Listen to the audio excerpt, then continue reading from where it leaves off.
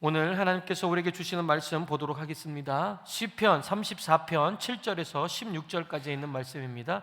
다 같이 일어나셔서 우리 한 목소리로 같이 읽도록 하겠습니다. 다 같이 읽습니다. 주님의 천사가 주님을 경외하는 사람을 둘러 진치고 그들을 건져주신다. 너희는 주님의 신실하심을 깨달아라. 주님을 피난처로 삼는 사람은 큰 복을 받는다.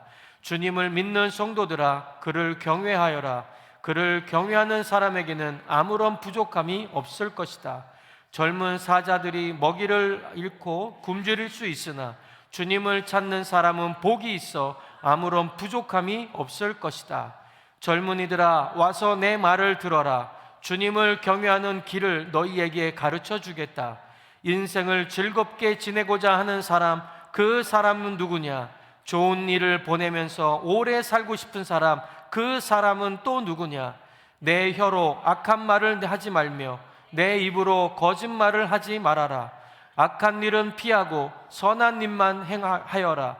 평화를 찾기까지 있는 힘을 다하여라. 주님의 눈은 의로운 사람을 살피시며 주님의 귀는 그들이 부르짖는 소리를 들으신다. 주님의 얼굴은 악한 일을 하는 자를 노려보시며 그들에 대한 기억을 이 땅에서 지워버리신다. 아멘. 앉으면서 3명 이상에게 하늘복 빌어드리겠습니다. 하늘복 많이 받으세요. 하늘복 많이 받으세요. 하늘복 많이 받으세요. 하늘복 많이 받으세요. 하늘복 많이 받으세요. 하늘복 많이 받으세요. 네. 여러분, 경외라는 단어가 이 신구약 성경에 몇 번 정도 나올 것 같으세요? 여러분, 경외라는 거 많이 들어보셨죠?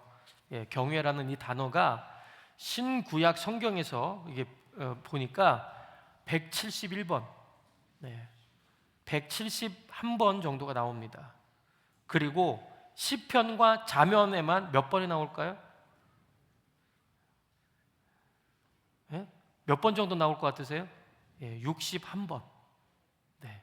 그리고 시편 42편, 시편에는 42번, 잠언에는 19번이 나옵니다. 이거 제가 셌을까요? 네, 이걸 세놓은 분이 있더라고요. 네. 여러분, 이 매우 중요한 주제가 바로 오늘 우리가 말씀을 나누려고 하는 그 주제입니다. 경외하다라고 하는 것은요, 히브리어로 야레라고 하는 단어입니다. 근데 이 야레라고 하는 것이 무슨 뜻이냐? 두려워하다, 또 도덕적으로 경외하다.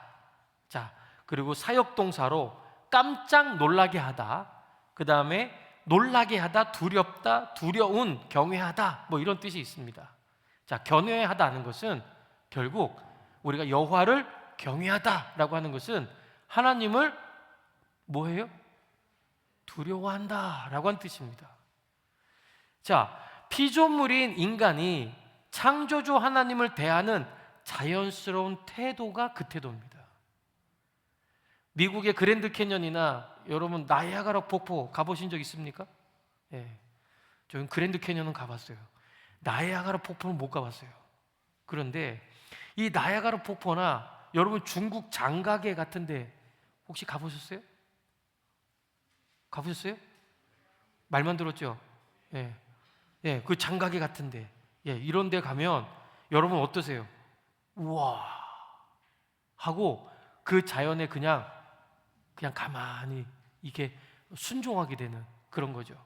제가 호주 처음 와서요, 블루마운틴을 갔잖아요. 블루마운틴을 갔는데 그때는 뭐 그냥 크구나 이 정도만 알았거든요. 그런데 저희가 이제 또 그 블루마운틴 하면 또 생각나시는 분 있잖아요. 그분한테 제가 이제 요청을 했죠. 예, 그래서 혹시 이 블루마운틴을 가는데 어디를 가야 되느냐라고 했는데 설명해 주신 거길 가고 입이 벌어졌습니다. 입이 벌어졌어요. 정말 그 가운데서 이 자연을, 대자연을 보고 있는 이 가운데 내가 무슨 말이 필요할까? 그게 두렵다는 뜻입니다. 우리가 두렵다는 것을 무서워, 이게 두렵다고 생각할지 모르겠지만 그 높으신 하나님이 얼마나 대단하신지 그 하나님을 보는 순간 우리는 낮아질 수밖에 없는 그 모습, 그것이 오늘 성경에서 말하는 경외함이라고 하는 뜻입니다. 하나님의 크고 위대하심에 놀라는 것, 그리고 하나님이 만든 자연 앞에서도 그런 마음이 드는데, 우리가 우주를 만드신 하나님, 우주를 만드신 그 하나님이 내 앞에 계신다 라고 했을 때 여러분 어떠실 것 같으세요? 예? 그것도 1대1로 있다라고 한다면 여러분도 그거 어떨 것 같으세요? 저는 이렇게 새로운 사람들을 만나는 것에 대한 부담이 있습니다. 그래서 새로운 사람들을 만나면요, 제가 아무 말도 못해요. 아무 말도 못하고요, 그리고 얼어요. 제가 에이, 아닌 것 같은데요? 그렇죠? 근데 제가 얼어요. 여러분들을 만날 때는 제가 안 온 이유가 있어요. 왜 그럴까요? 그 전에 얼마나 기도했는지 몰라요. 사진 보면서요. 근데요, 저는 새로운 사람들을 만나면 얼어요.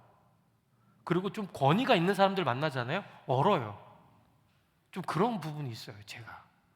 근데요, 만약에 저보고 대통령이 오라고 하면 저 못 갈 것 같아요. 오라고 해도 못 갈 것 같아요. 그런데요, 제가 예수 믿고 나서, 여러분 그 이재용 회장님 아시죠? 이재용 회장님하고 제가 악수를 한번 해봤다는 거 아닙니까? 이 손이 그 손입니다. 근데요, 이분하고 악수를 하는 그 사진을 제가 예전에 갖고 다녔거든요. 사람들한테 보여주니까 우와 그러면서 제가 높아지는 거예요. 그래서 이야, 그렇구나. 내가 하나님과 손을 붙잡고 있는 한, 내가 하나님과 만났다고 하는 그 이야기를 내가 뿜어내는 그 순간, 사람들은 근데 우와 왜 안 하지? 라고 하는 생각을 제가 했었던 기억이 있습니다. 아, 그렇구나. 사람들은요, 그런 권위적인 사람 앞에서 서면 굉장히 막 위대해지고요, 그 사람하고 한번 악수 한번 해갔다, 같이 한번 사진 찍었다, 그러면 놀라운 일들이 벌어지는 거죠. 어떤 사람이든지요, 하나님을 제대로 만나고 경험했잖아요. 당연히 하나님을 경외할 수밖에 없습니다. 하나님의 두려움을 10,000분의 1이라도 경험한다면 어찌 하나님을 경외하지 않을 수가 있겠습니까? 우리는 병 하나 고치더라도 막 싸매고 뭔가 해야 되잖아요. 지나가다가 너 병이 있니? 지금부터 나을 거야. 그러면 낫는 거예요. 지나가다가 불쌍한 눈으로 쳐다보잖아요. 너 못하기만 하니? 라고 얘기하면 한마디면 끝나요. 사람들은 밤새도록 일을 해도요, 어떻게 해요? 하나님은 한마디, 아니 그냥 눈 한번 쳐다만 봐도 그거 끝나는 거예요. 이 하나님의 위대하심을 안다면 우리가 하나님 앞에 어찌 두려워하지 않을 수가 없다라고 하는 것입니다. 빌립보서 2장 6절에서 12절에 보면 이런 말씀이 있습니다. 천천히 한번 같이 읽어보시죠. 시작. 그는 하나님의 모습을 지니셨으나 하나님과 동등함을 당연하게 생각하지 않으시고 오히려 자기를 비워서 종의 모습을 취하시고 사람과 같이 되셨습니다. 그는 사람의 모양으로 나타나셔서 자기를 낮추시고 죽기까지 순종하셨으니 곧 십자가에 죽기까지 하셨습니다. 그러므로 하나님께서는 그를 지극히 높이시고 모든 이름 위에 뛰어난 이름을 그에게 주셨습니다. 그리하여 하늘과 땅 위와 땅 아래에 있는 모든 것들이 예수의 이름 앞에 무릎을 꿇고 모두가 예수 그리스도는 주님이시라고 고백하여 하나님 아버지께 영광을 돌리게 하셨습니다. 그러므로 사랑하는 여러분, 여러분이 언제나 순종한 것처럼 내가 함께 있을 때뿐만 아니라 지금과 같이 내가 없을 때에도 더욱더 순종하여서 두렵고 떨리는 마음으로 자기의 구원을 이루어 나가십시오. 아멘. 이 말씀은 예수님께서 하나님의 거룩하신 뜻에 순종하여 세상에서 가장 낮아지셨을 때에 하나님께서 예수님을 가장 높여주신 결과에 대한 말씀입니다. 그래서 하나님이 그를 지극히 높여 모든 이름 위에 뛰어난 이름을 주사 그 하나님 하늘에 있는 자들과 땅 아래에 있는 자들, 땅 아래에 있는 자들로 모두 무릎을 예수의 이름으로 꿇게 하셨다. 모든 입으로 예수 그리스도를 주라 시인하게 하심으로 하나님께 영광을 돌리게 하셨다고 말하고 있습니다. 그러면서 예수 그리스도의 지극히 높아지심에 대한 당연한 반응으로 항상 복종하여서 무엇하라고요? 두렵고 떨리는 마음으로 너희의 구원을 이루어 가라 라고 합니다. 여기에서 두렵다라고 하는 이 단어는요, 포보스라고 하는 이 단어인데 이건 헬라어입니다. 놀람 혹은 공포, 두려움이라는 뜻으로 신약성경에서 말하는 경외라는 단어입니다. 이 떨림이란 트로모스라고 하는데 이것은 떨림, 즉 공포, 어린 전율이라는 뜻입니다. 결국 신앙은 두렵고 떨림으로 구원을 이루어 가라라고 하는 뜻입니다. 하나님을 만난 사람들의 당연한 삶의 자세요 태도가 바로 이 두렵고 떨리는 마음으로 우리의 구원을 하나씩 하나씩 이루어 나가는 것입니다. 바꾸어 말하면 경외하는 삶을 통해 그 사람이 진짜 구원을 받고 하나님을 만난 사람인가 그렇지 않은 사람인가를 판가름할 수 있는 잣대가 된다는 것입니다. 교회를 다녀도 하나님을 경외하지 않는 사람은 진짜 구원을 받은 사람도 아니라고 할 수 있습니다. 하나님을 모르는 사람이라고 할 수 있습니다. 아니면 아직 하룻강아지 법무서운 줄 모른다는 말처럼 신앙의 초보라서 그럴 수도 있습니다. 그리고 구원이란 이미 받은 것이지만 앞으로 우리도 구원을 받게 될 것입니다. 하나님께서 우리가 예수를 믿을 때에 은혜의 하나님은 우리를 천국 백성으로 인쳐주셨지만 내가 천국 진주음으로 들어가기 위해서는 스스로 좁은 문으로 들어가는 노력을 우리는 해야 한다라고 하는 것입니다. 그것이 구원을 이루라는 뜻입니다. 그러므로 구원받는 백성들, 하나님의 백성들은 반드시 하나님을 경외하고 그 결과 복을 받아 누리는 삶을 살아야 된다는 것입니다. 공부 잘하면 반드시 좋은 성적을 받는 것과는 같습니다. 공부를 잘하면 우등상을 받고 장학금을 받는 것 같이 하나님을 경외하면 우리도 하나님께서 우리에게 복을 허락하여 주신다라고 하는 것입니다. 오늘은 하나님을 경외하는 방법과 그에 따른 복에 대해서 말씀드리면서 은혜를 나누고자 합니다. 먼저 하나님을 경험하고 만나고 체험하는 방법은 무엇이냐? 여러분, 하나님을 경험하고 만나는 이 체험을 하고 싶다라고 하면 여러분들이 해야 될 것이 있습니다. 그것이 무엇일까요? 그것은 따라서 해볼까요? 그에게 피하는 것. 뭐라고요? 그에게 피하는 거예요. 신앙생활의 출발점은요, 하나님을 만나는 데서부터 시작됩니다. 남자와 여자가 교제하며 데이트를 시작하려면 뭐 해야 됩니까? 서로 만나야 되는 겁니다. 과거에는 편지로 만났지만 오프라인으로 만나든 온라인으로 만나든 서로 만나야 교제가 시작됩니다. 그리고 데이트가 시작되는 것이죠. 그것처럼 하나님을 만나야 하나님을 예배하고 기도하고 그리고 하나님과 동행하는 신앙생활을 하게 된다는 것입니다. 그래서 본문에서는 하나님을 경외하는 것에 대해서 이야기하면서 가장 먼저 하나님의 선하심을 맛보아 알라고 이야기하고 있습니다. 하나님의 경외하는 삶을 살려고 한다면 하나님을 만나고 체험해야 한다는 뜻으로 우리는 받아들여야 되는 것이죠. 그래서 오늘 본문 8절 말씀을 보시면 너희는 여호와의 선하심을 맛보아 알아라. 그에게 피하는 자는 복이 있다라고 말하고 있거든요. 자, 여기에서 8절에 보면 이 시인은 두 가지 말씀을 하고 있습니다. 첫 번째는 무슨 말씀이냐면 여호와의 선하심을 맛보아 알아라 라고 하는 뜻입니다. 자, 여호와의 선하심과 인자하심은 귀로 들어서 아는 것이 결코 아닙니다. 어떻게 해요? 실제로 맛을 보아야 알 수 있는 겁니다.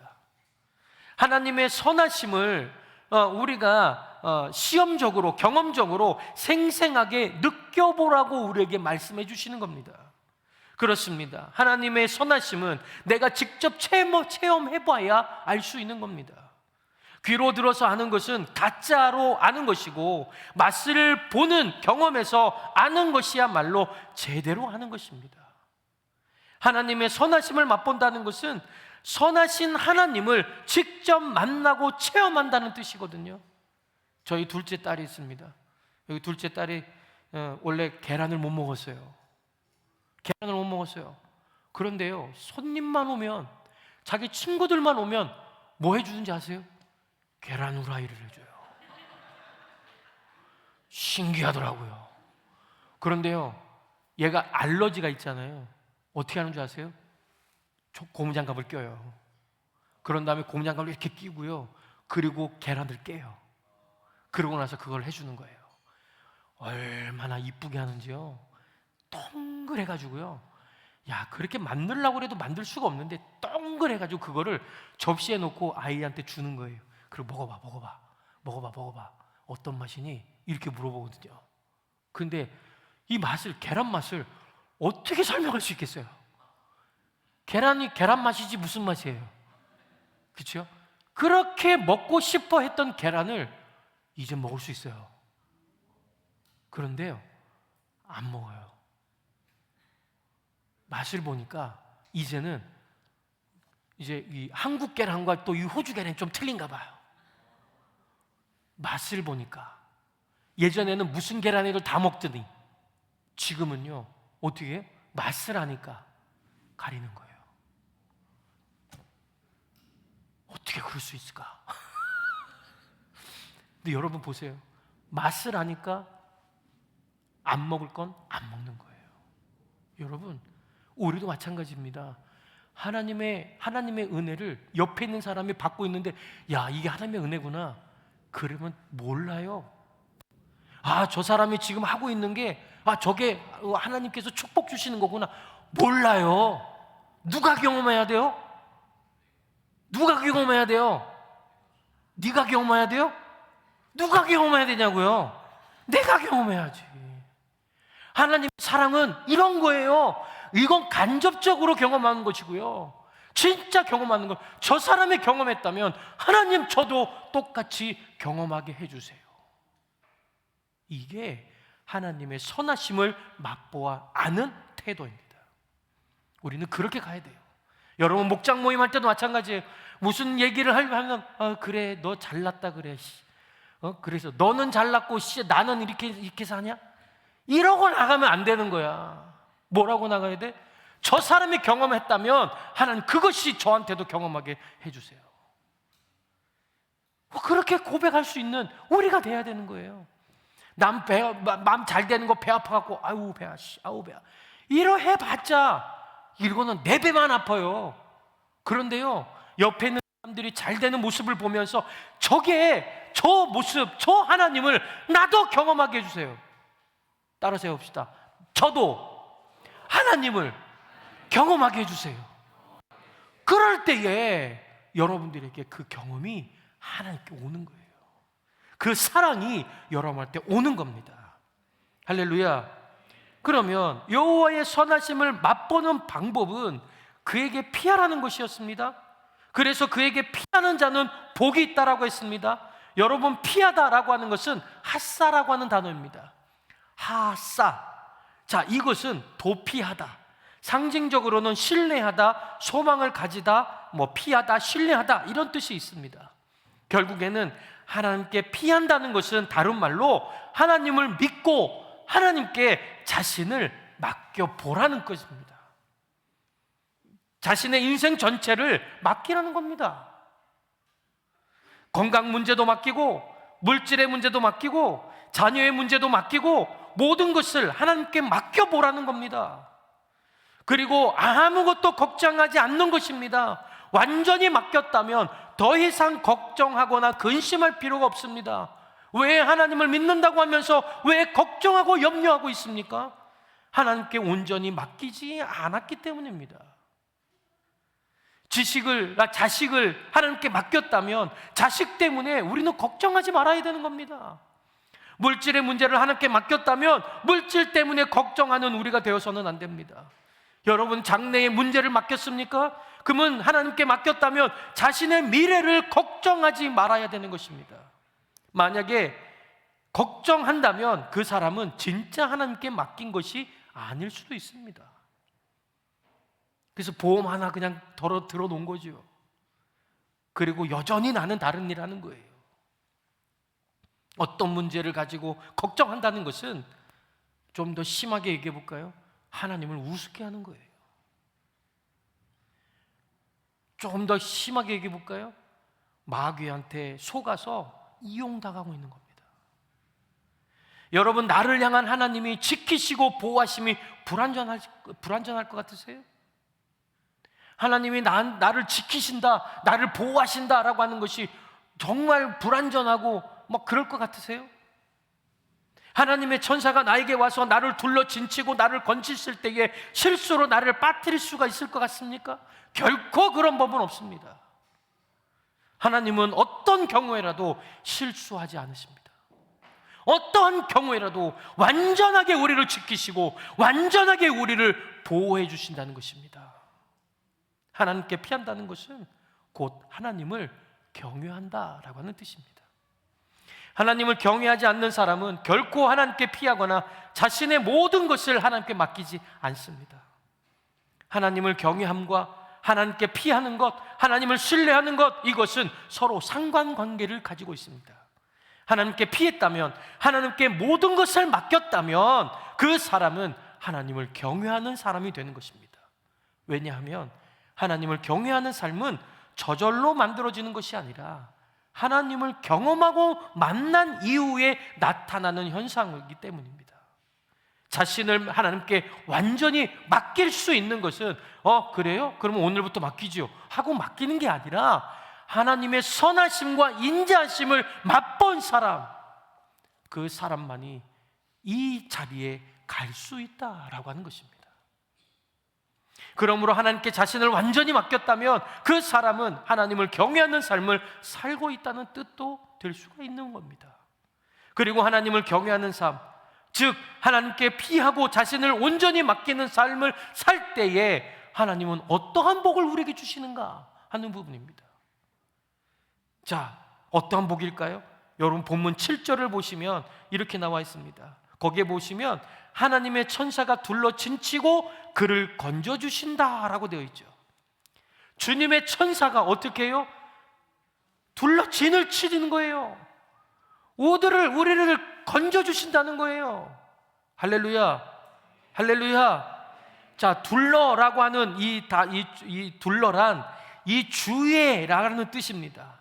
진친다라고 하는 것은 하나라고 하는데, 이 진친다는 하나라고 하는데 일반적으로 진치다, 거주 또는 공격을 위해서 장막에 거하다, 장막을 치다, 진을 치다, 눕다라고 하는 이 뜻이 있습니다. 그러면 둘러 진친다 이런 말은 하나님, 천사들이 여호와를 경외하는 사람 주위에 뭐하고 살아요? 텐트 치고 산다는 겁니다. 텐트 치고 거주하고 있다라고 하는 뜻입니다. 무엇을 위해서 말입니까? 여호와를 경외하는 사람을 구원하고 구출해내기 위해서입니다. 그렇습니다.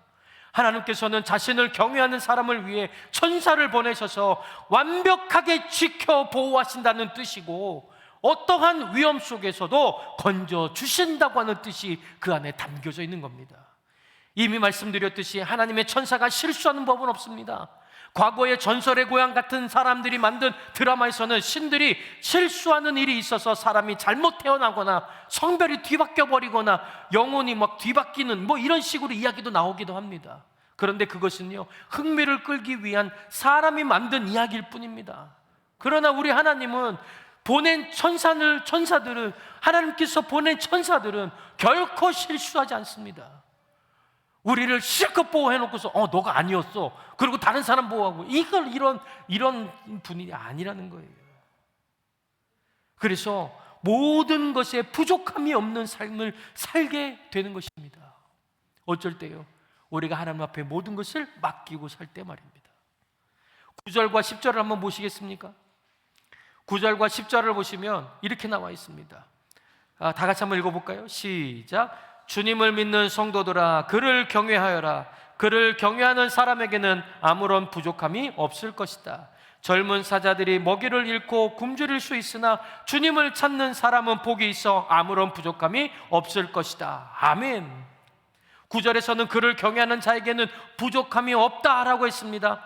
그러면서 10절에서는 여호와를 찾는 자는 모든 좋은 것에 부족함이 없다라고 말하고 있습니다. 그러니까 여호와를 경외한다는 것은 여호와를 찾는다는 것을 의미하는 것입니다.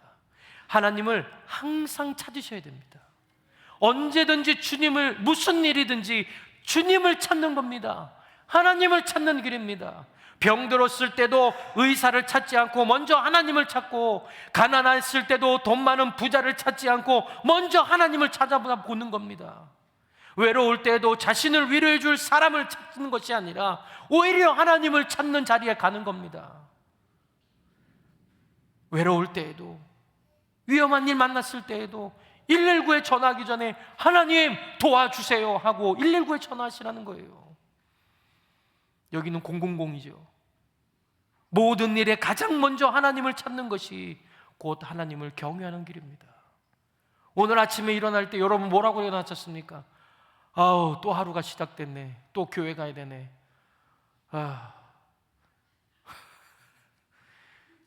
이러고 일어나신 분 한 명도 없을 겁니다. 할렐루야. 그렇죠? 네. 도대체 오늘은 얼마나 하려고? 이거 가봤자 또 너무 피곤한데 이거. 그런 생각 가지고 오시지 않았겠죠, 그죠? 네. 여러분, 우리 아침에 일어났을 때 하나님 감사합니다. 오늘도 눈을 뜨게 하셨네요. 제가 이현희 형제님 때문에 병원을 가서 보니까 눈 뜨고 우리가 걸어다니고 있는 이 자체가 하나님의 은혜인 거예요. 하나님의 은혜, 우리가 지금 숨을 쉬고 있는 이 자체도 하나님의 은혜예요. 근데 우리는 잃어버려요, 자꾸. 그 잃어버리는 순간 우리는 하나님께 감사가 없어지는 거예요. 우리가 감사가 넘칠 때는요, 지나가다 꽃을 봐도요, 어머 이쁘다, 하나님 감사합니다, 이렇게 돼요. 그런데 내가 신경질 나잖아요. 이게 뭐야? 이렇게 되더라니까요. 내가 내 안에 감사가 넘칠 때에, 오늘 하루에 내 감사가 넘치잖아요. 그러면 어떤 일을 만나도 하나님이 여러분들을 진치고 보호하실 줄로 믿습니다. 여러분, 우리가 이렇게 하는 사람, 하나님은 모든 좋은 것에 부족함이 없도록 주시는 분이십니다. 믿으십니까? 그냥 좋은 것이 아니고 모든 좋은 것이라고 했습니다. 그냥 좋은 게 아니에요. 모든 좋은 것이에요. 하나님의 나라 물류 창고에는 모든 좋은 것들이 이미 다 준비가 되어 있습니다. 그래서 야고보서 1장 17절에 이러한 말씀이 있습니다. 제가 읽어드릴게요. 온갖 좋은 선물과 모든 완전한 은사는 위에서 곧 빛들을 지으신 아버지께로부터 내려옵니다. 아버지께서는 이러저러한 변함이나 회전하는 그림자가 없으십니다 라고 말씀하고 있습니다. 하나님이 우리에게 주시려는 온갖 모든 좋은 은사와 모든 좋은 선물들, 이것이 가득가득 채워져 있는 것이 우리 아버지입니다. 그리고 모든 것에 부족함이 없도록 해주셨다고 했습니다. 부족함이라는 이 단어는 하나님 세계에는 없는 단어입니다. 그래서 시편 23편 1절에 보면 이렇게 나와 있죠. 주님은 나의 목자시니 내게 부족함이 없습니다. 주님이 많이 갖고 있기 때문에 저는 넉넉합니다, 이렇게 고백하지 않았어요. 주님은 나의 목자가 되어주시니 나는 더 이상 필요한 게 없습니다. 모자람이나 부족함이라는 것은 하나님이 주시는 복이 아니라는 거예요. 복을 받기 위한 전조 현상이나 모자람이나 부족함은 있을 수는 있습니다. 가나안 혼인잔치에 포도주가 떨어진 사건처럼 말입니다. 하나님께서는 항상 좋은 것이 풍성하고 부요하고 차고 넘치는 일만 있는 줄로 믿으시기 바랍니다. 이것이 바로 가나안의 복입니다. 가나안에 들어가면 농사가 너무 잘 돼서 지난해 먹던 곡식을 치워야 할 정도였습니다. 이것이 여호와를 경외하는 자들의 복입니다. 하나님은 전심으로 자신을 찾는 자들에게 이런 복을 주신다고 약속해 주셨습니다. 하나님께서 모든 좋은 것에 부족함이 없도록 복을 주시는 이유는 우리가 전심으로 하나님을 찾기 때문이고 하나님께 자신의 모든 것을 맡겼기 때문에 하나님은 이 복을 우리에게 허락해 주시는 것입니다. 하나님은 우리의 마음을 아시고 우리의 믿음을 아십니다. 전 진심인지 아니면 반심인지 아니면 불신하거나 의심하는 것인지를 이미 다 알고 계십니다. 역대하 16장 9절에 보면 이렇게 나와 있습니다. 같이 한번 읽어볼까요? 역대하 없나요? 없어요. 그럼 제가 읽어드릴게요.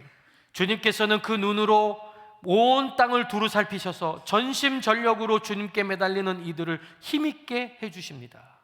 이번 일에 임금님께서는 어리석게 행동하셨습니다. 이제부터 임금님께서는 전쟁에 휘말리실 것입니다. 자, 여기에 보시면 하나님은 전심으로 자신에게 향하는 사람에게 힘있게 하신다고 말씀하고 있습니다. 하나님은 완전하신 구원자이시기 때문입니다. 무엇 하나 부족함이 없는 전능하신 하나님이십니다. 하나님을 믿는다고 하면서 여전히 하나님이 아닌 것을 의지하고 사람을 찾고 거기에 눈을 돌리는 것을 보면 참으로 안타깝습니다. 90%는 하나님을 의지하지만 10%는 사람이나 의사나 돈이나 환경을 의지하는 사람도 있습니다. 그것은 하나님을 믿는 것이 아니고 하나님은 그러한 사람에게 역사하지 않으십니다. 하나님을 경외하는 구체적인 방법, 오늘 본문 11절과 12절에 나와 있습니다. 11절과 12절 한번 보실까요? 다 같이 한번 읽어보겠습니다. 시작. 젊은이들아 와서 내 말을 들어라. 주님을 경외하는 길을 너희에게 가르쳐 주겠다. 인생을 즐겁게 지내고자 하는 사람, 그 사람은 누구냐? 좋은 일을 보면서 오래 살고 싶은 사람, 그 사람은 또 누구냐? 아멘. 여기에 보시면 하나님은 이렇게 말씀하십니다. 젊은이들아 와서 내 말을 들으라고 하십니다. 우리는 하나님의 말씀을 들어야 됩니다. 하나님의 음성을 들을 줄 아는 사람이 되어야 됩니다. 어떤 순간 속에서도 하나님의 음성을 들으려고 노력하는 우리가 되어야 됩니다. 그런데 우리는 자꾸 사람의 말을 들으려고 합니다. 여러분, 사람의 말을 자꾸 들으려고 해서는 안 됩니다. 하나님이 능력이 부족하고 지혜가 부족하고 의학적인 지식이 부족해서 의사의 말을 들어야 되는 겁니까? 그렇지 않습니다. 하나님은 완전한 분이십니다. 그래서 하나님의 말씀을 우리는 들을 수 있어야 되는 것이죠. 그리고 우리가 하나님의 말씀을 들으면 하나님께서 병원에 가는 것이 필요하다면 하나님은 병원으로 가게끔 우리에게 역사해 주실 것이고, 약이 필요하면 약을 허락해 주신다는 겁니다. 누구를 통해서요? 약사와 의사를 통해서 말입니다. 이렇게 얘기하니까 극단적으로 가시는 분들이 계시는 거예요. 그렇지. 그러면 내가 지금 막 배가 살살 꼬이고 아파서 나 지금 미치고 환장하겠는데 하나님이 아직 병원 가지 말래 그래갖고 돌아가시는 분들이 몇 분 계시더라고요. 이건 극단적으로 가는 거죠. 여기에서 제가 말씀드리려고 하는 이 부분을 아시겠습니까? 제가 뭔가를 하고자 하기 전에 하나님을 찾아보라는 얘기예요. 무엇을 하기 전에 하나님을 찾아보라는 얘기예요. 내가 오늘 일하기 전에, 내가 오늘 그 가게 샷다문을 올리기 전에 기도 먼저 해보고 하나님을 찾고 해보라는 거예요. 아침에 일어날 때 운전대 잡으면서 하나님 오늘도 이 운전대를 지켜주시옵소서 하나님을 찾아보라는 거예요. 씩씩거리면서 아유 오늘 또 뭐 해야 되나 이러면서 그냥 씩씩거리고 나가지 마시고 어떤 일을 하든지 이 이야기를 제가 우리 어린이들한테도 했더니요, 어린이 한 명이 장난으로 저한테 이런 얘기도 하더라고요. 목사님, 그럼 화장실 갈 때도 해야 돼요? 이러더라고요. 그럼요. 화장실 갈 때도 할 수 있으면 하셔야죠. 나의 모든 것을 다 맡겼는데. 심지어는 내가 짜증이 나요? 하나님, 짜증이 나는데요. 어떻게 할까요? 물어보시라고요. 하나님 오늘은 너무 힘든데요? 뭐라 얘기하시라고요.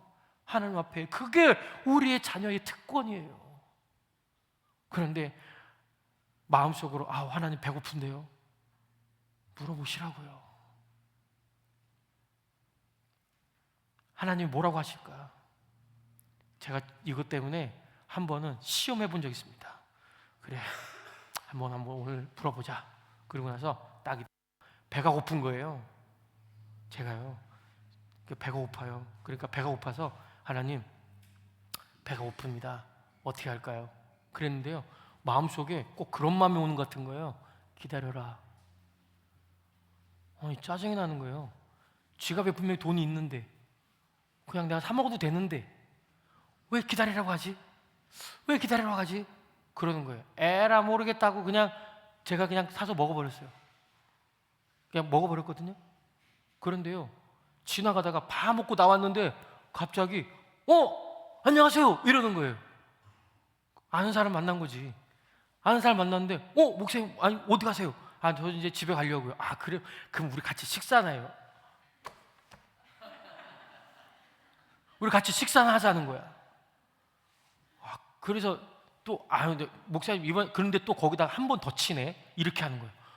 목사님 안 드시면 저 삐질 거예요. 이러는 거예요. 여기서 이러니까요, 이제 더 이상 안 되는 거죠. 먹어야 돼. 나 지금 배부르게 먹었는데 말도 못 하겠고. 가요. 그래서 갔어요. 갔는데요, 이래서 하나님 기다리라고 하셨구나. 그 순간에도 말이죠. 여러분, 우리는 이거를 한번 회복해 보자는 거예요. 우리가 안 돼요. 우리는요, 감기 애취 거리잖아요. 그러면 뭐부터 찾아요? 감기약부터 찾아요. 우리는 배가 꼬이기 시작하면 소화제부터 찾아요.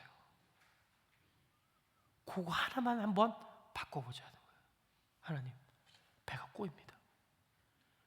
제가 이 시간 왜 꼬이는지 저는 모르겠지만 제가 약을 하나 먹을 건데 하나님, 이 약 먹으면서 이 꼬임이 풀리게 해주세요. 한번 기도해보고 먹어보라는 얘기야. 그런데 더 꼬여? 그러면 또 물어보는 거지. 하나님, 그럼 병원 가는 얘기예요? 네, 병원 가. 실제로 저희 아버지 얘기를 해야 되는데, 저희 아버지가 배가 자꾸 아프시다는 거예요. 배가 자꾸 아프시다고. 그래서 뭐가 좋고 뭐 이렇게 소화가 안 되신다고 그러는 거예요. 그냥 몇 해 전에. 그래서 그러면 그냥 뭐 아무거나 저 약 있으면 약 좀 드셔보시죠 했는데, 갑자기 뻑 하고 생각나는 게 이제 이런 얘기가 이제 생각나는 거죠. 하나님, 이 아버지가 아프다고 하는데 이게 뭘까요? 하나님 도와주세요 했는데 병원을 가봐야 되겠다는 생각이 드는 거예요. 그래서 이제 그 아버지, 혹시 한국은 2년에 한 번씩 건강검진을 받거든요. 그래서 건강검진을 받아보셨어요? 그랬더니 해서 뭐요, 맨날 뭐 그냥 뭐 가서 맨날 뭐 이거 먹어라 저거 먹어라, 싫어 그러더라고요. 그런 걸 그냥 끌고 갔어요. 끌고 가서 검사를 했더니 위암이라는 거예요. 그런데 그 의사가 말이 더 웃겼어요. 오기를 잘하셨습니다. 근데 그 일반 검진을 아무 병원에 가서 해도 되거든요. 근데 대학병원으로 가서 했어요. 그랬는데 그 대학병원에서 그러는 거예요. 어떻게 여기를 알고 왔냐.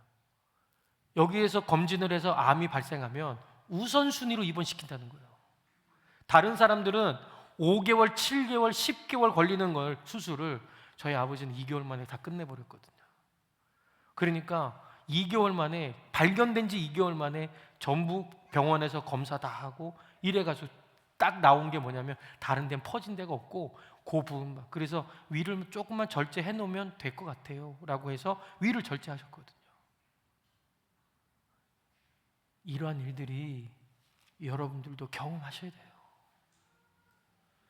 지금도 물론 경험하시고 계실 줄로 믿습니다. 모든 일이든. 그래서 우리 교회에 중보기도 사역팀이 자꾸 많아져야 돼요. 기도 제목들이 자꾸 많아져야 돼요. 여러분, 우리가 한 발 한 발짝 가는 게 이게 쉬운 길입니까? 여러분 지금부터 5분 뒤의 삶을 여러분 살아보셨습니까? 여러분 내가 내일을 한번 살아보셨어요? 모르잖아요. 우리는 지금 가는 이 길이 늘 어떤 길이에요? 모르는 길이에요. 그런데 우리는 뭘 안다고 우리가 하나님을 붙들지도 않고 어떻게 이 길을 걸어갈 수 있겠느냐? 여러분,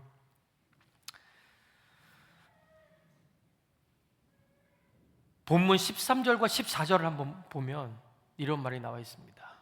한번 다시 읽어볼까요? 시작. 내 혀로 악한 말을 하지 말며 내 입술로 거짓말을 하지 말아라.